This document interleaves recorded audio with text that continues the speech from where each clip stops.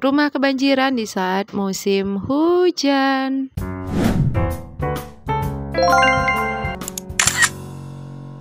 Hai guys, jumpa lagi di channel Rumah Mungil. Nah, udah lama banget saya tuh nggak posting ya guys. Nah, di sini penampakan di saat musim banjir di rumah saya. Nah, karena ini banjir tahunan, jadi saya udah harap maklum ya say. Kalau misalnya rumah tuh selalu kebanjiran. Nah, jujur sebenarnya ini video juga udah lama banget, tapi karena magernya saya untuk ngupload, jadi ya udahlah ya say, tetap dilaksanakan juga. Berhubung saya tuh udah kangen banget nggak posting, akhirnya saya memutuskan untuk posting ulang. Ya semoga aja semangatnya saya itu bisa menggebu-gebu lagi ya say. Nah oke, lanjut ke video. Ini lagi diangkat ke atas tempat gitu biar tempat tidurnya lebih aman, biar nggak basah gitu guys. Nah di sini kelihatan banget kan anak-anak tuh lagi pada asik main. Nah di sini kelihatan banget airnya udah masuk ke dalam rumah dan di luar juga udah penuh dengan air. Nah di sini tuh ada senangnya, ada nggak senangnya sih ya guys kalau musim banjir ya. Senangnya itu ya main air, nggak senangnya itu ya nanti pas ngebersihin rumah yang super duper berantakan banget gitu. Nah ini kelihatan banget kan penampakan dari depan ke dapur. Nah itu kan berserakan di mana-mana. Nah inilah kondisinya di saat banjir. Nah oke, di sini pas banjirnya udah surut ya, alhamdulillah juga banjirnya tuh nggak begitu dalam, cuman semata kaki gitu, jadi masih ya cepat bisa ngebersihin rumah gitu. Nah di sini saya mau loncat lagi untuk masak dulu ya guys. Untuk tempat tidurnya nggak diturunin dulu karena masih basah, terus juga takutnya nanti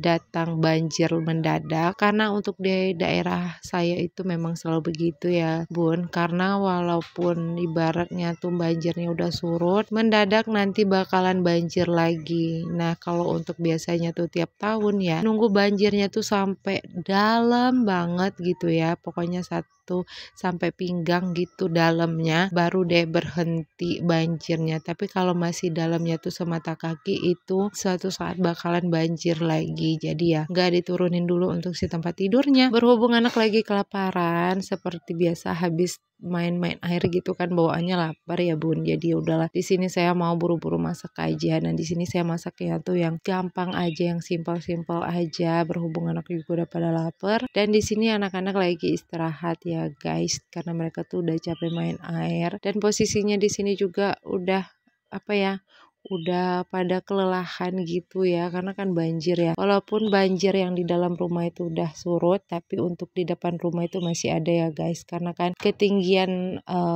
apanya tuh kan beda gitu, jadi ya pastinya tuh nggak rata semuanya tuh surut gitu, tapi pelan-pelan aja. Nah di sini saya sambil motong-motong semua bahan-bahan yang ingin saya masak, karena di sini cuacanya pas lagi mati lampu, jadi agak sedikit gelap ya guys.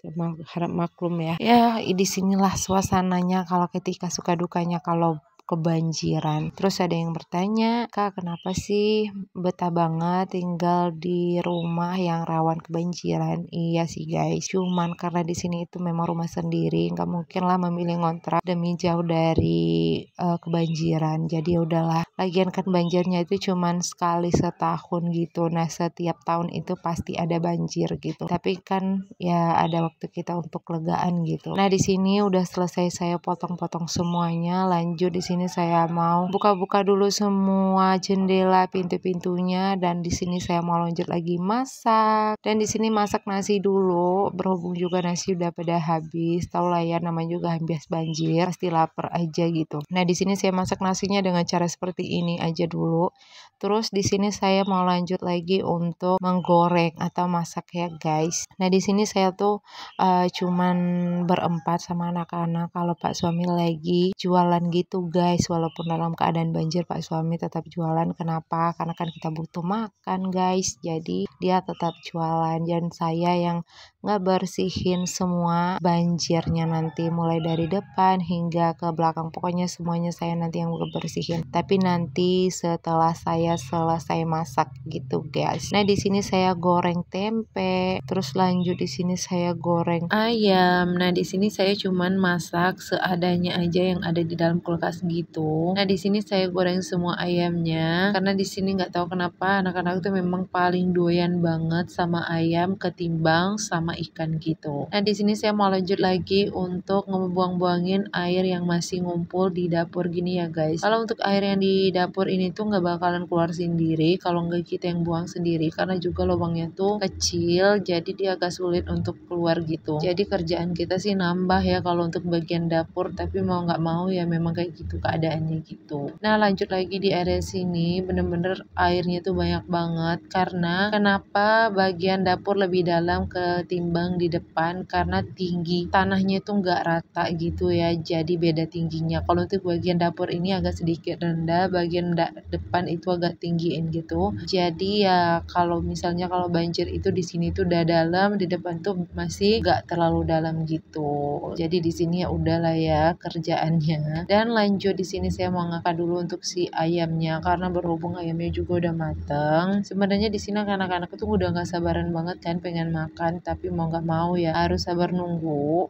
Karena di semuanya tuh kan butuh proses ya kalau masaknya. Nah setelah itu lanjut saya mau goreng dulu untuk si cabai merahnya. Dan lanjut kita tambahin semua perbumbuan seperti garam, penyedap gitu. Nah karena ini cuman bikin sambal biasa-biasa aja dan ala-ala aja, jadi nggak usah lah saya jelasin dengan sedetail-detailnya karena saya rasa juga bunda yang lain juga tahu ya. Dan di sini saya lanjut ngepel biar lantainya tuh cepat kering. Sebenarnya kalau untuk kerjaan kayak gini tuh udah biasa saya lakukan, jadi nggak terlalu capek banget. Jujur kalau awal-awal nikah dulu memang terasa capek banget karena memang baru pertama kali ngalamin rumah kebanjiran, apalagi dulunya tuh belum ada keramik. Karena sekarang udah ada keramik jadi nggak terlalu capek-capek banget. Nah itulah alasan kami menggunakan keramik gitu di dalam rumah terlebih dahulu ketimbang di plaster.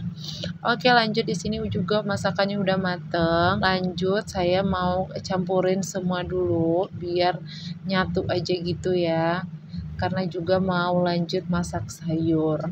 Nah di sini masaknya tuh bener-bener ekstra banget dan di sini tuh masaknya tuh bener-bener cepet banget biar nggak mengajar waktu aja gitu karena anak-anak tuh udah lapar banget katanya gitu. Nah ini udah selesai saya tuangin ke dalam piring. Gak lupa lanjut di sini saya mau bikin sayur dulu. Seperti biasa di sini tuh saya mau bikin sayur kesukaan saya banget karena di sini tuh saya suka banget sama sayur yang satu ini. Untuk pertama-tama saya tumis dulu bawang merah dan juga bawang putihnya. Terus saya tambahin air juga secukupnya aja dan ditunggu mendidih sebentar aja gitu. Jangan lupa ditambahin juga untuk penyedap sama garam gitu ya guys.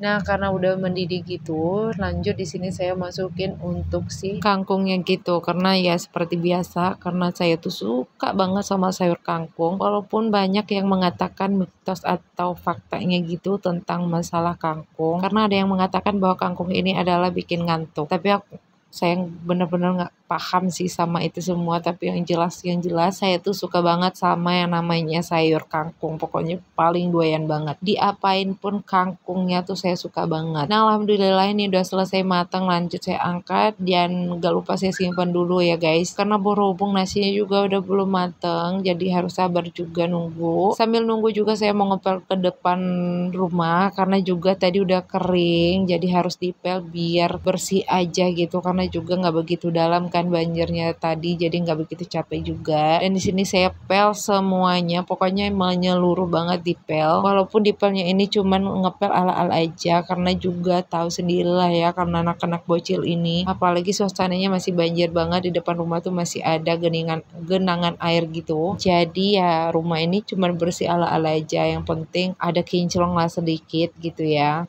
Nah lanjut di sini saya pel semuanya, pokoknya merata banget saya pel gitu ya kan. Berhubung anak-anak tuh lagi pada main air di depan rumah.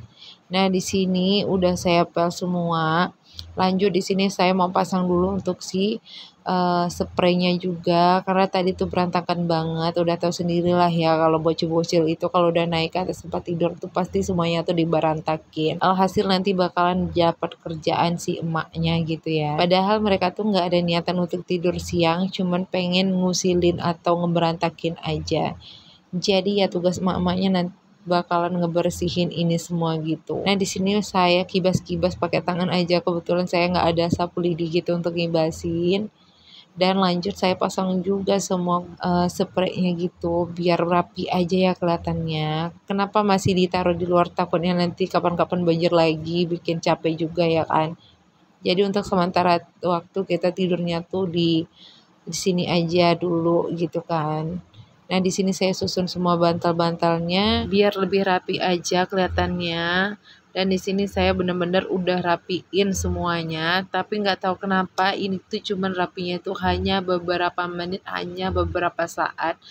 Sebelum 3 kurcaci itu nanti bakalan datang dan naik ngeberantakin ini semua. Ya begitulah ya kan nikmatnya kita punya anak-anak bocil, tapi yang seperti ini suatu saat akan kita rindukan gitu, bener nggak sih? Oke, di sini saya mau lanjut lagi untuk ngelipatin semua selimutnya, dan ini tuh sebenarnya banyak banget kain sarung yang keluar karena memang ya itulah kebiasaannya gitu ya, pokoknya keluarin semuanya. Nah sekian video dari saya, see you next video, bye bye, assalamualaikum.